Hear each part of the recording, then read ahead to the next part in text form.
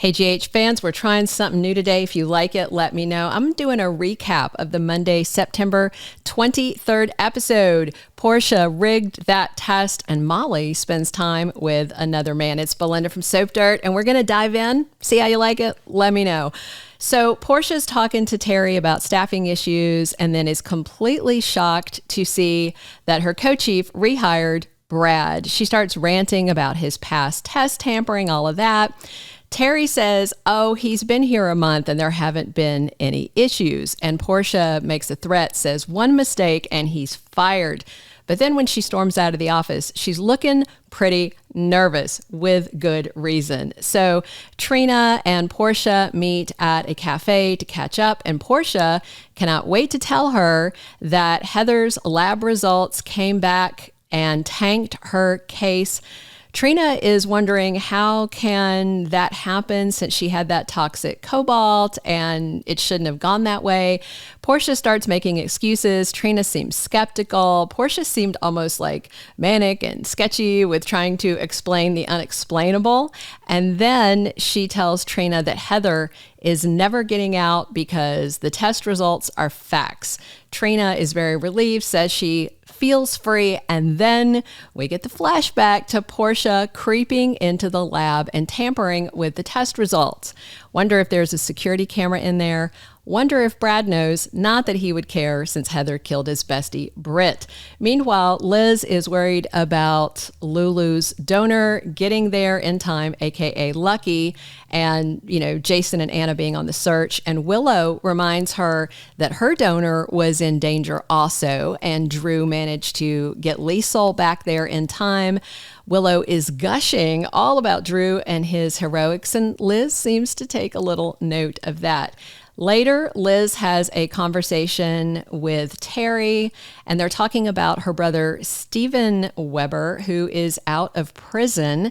Terry talks about how he's a good doctor. She hopes he gets another medical job, wonders if he might come back to town. Liz says no, he will not come back to Port Charles because of Heather. And then Terry and Liz start talking about Heather and second chances. They're not too sure she deserves one. And then Terry brings up Brad, and Liz says that maybe Terry's faith in him and giving Brad a second chance will help change him. Robert and Felicia are having dinner in his office. Jack Brennan walks in, introduces himself to Felicia, and of course he knows Frisco, and they want an update on Anna and Jason. Brennan gives them one, but it's pretty scant. He acts weird about why he's doing this, and he takes off. And Robert and Felicia are wondering if he's going to sell out Jason and Anna, and Robert's asking about Brennan's motive, and Felicia thinks it is Carly, and I agree. Meanwhile, Carly and Joss are over at Bobby's Diner. They're covering shifts for people that didn't show up. Joss is very annoyed that Carly shielded Sonny with that alibi. And Carly says, it's not definite that we're getting back together. She's still kind of trying to play this lie out. She doesn't want Joss worried. And Joss says if they're not reuniting, then Carly is definitely giving him an alibi. She says that she knows what went down. Joss is completely certain Sonny killed Jagger, and she knows why Carly's doing this, and says her mom is risking her future on a man who's not loyal. Carly tries to justify how Sonny's always there for family, and the kids don't want to be without him. Not a good conversation. Brennan walks in. He introduces himself to Joss and jokes that he was her mom's planned kidnapper. Carly laughs it off, says misunderstanding, they're friends, he's WSB, and then they sit down and talk, and he tells her he updated Robert and Felicia, and then he gives her an update as well, asks her about her and Sonny. She doesn't really want to talk about it. He doesn't like to dwell on exes either, so I wonder if we're going to find out that he had an interesting ex we don't know about. And Carly says he needs a new excuse for showing up at her diner with zip ties. And he laughs and says maybe he'll just say he's kinky, and she laughed that off. And then she asked him how he went from prison to head of the local WSB office. He says it's a long story. They're kind of flirty. And Carly says one day maybe she'll tell him some stories from her past. And Jack says nothing she can say will put him off of her.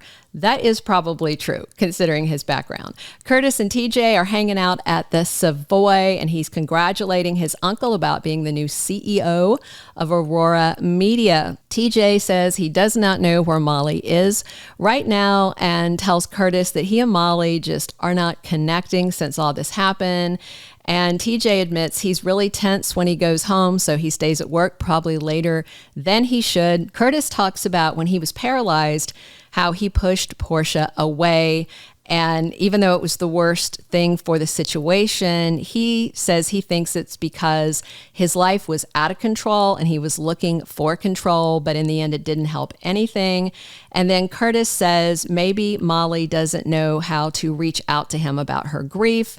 And TJ is very worried that he will lose her. Meanwhile, Molly is at a dive bar alone, drinking, looking at that ultrasound photo. She leaves a voicemail for TJ, and then Dex is there and wants to know how she is. And she says, nobody asked me that. And Molly is asking him if she's selfish for wanting a baby, talking about all the circumstances lining up against her. First, the infertility, then the initial surrogacy failed, and then Christina, that whole thing. And she says maybe the universe is trying to tell her she's not going to get a baby, and said the universe threw her baby out a window with her sister. And then she talks about being very worried about her mom, Alexis.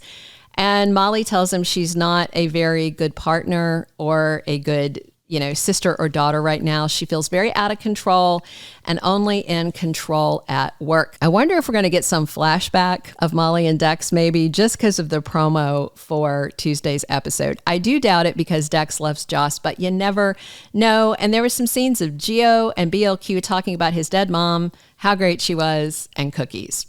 No storyline moved forward there other than another mention of he didn't know who his dad was. Seems like that might come up. In the promo for Tuesday's episode at the end of Monday's GH, we had Dante saying she's about to do something she shouldn't. No doubt it's about Sam diving into the river. And then Chase saying to Christina, I need to ask you a few questions. And we do know from the weekly promo, seems like Dante is going to interfere in his questioning and they're going to argue about it.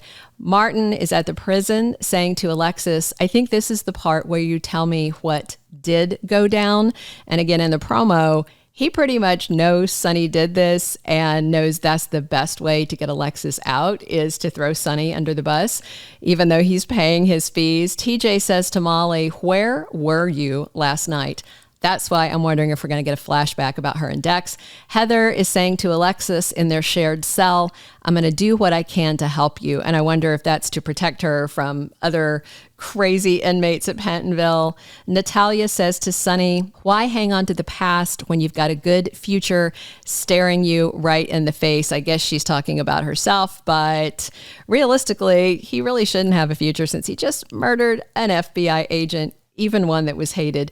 Carly says to Brennan, what aren't you telling me? So it's a new day. They are in new outfits. So he has come back by. That lets me know probably something's going on with Jason and Anna and their lucky rescue mission. All right, that is the entire recap for Monday, September 23rd. If you guys want to see these regularly, let me know. Be sure and share them around. I got to have enough views to keep doing them. So let me know what you think. And if you want these, please subscribe if you haven't already. It's Belinda from Soap Dirt talking General Hospital with you 7 days a week.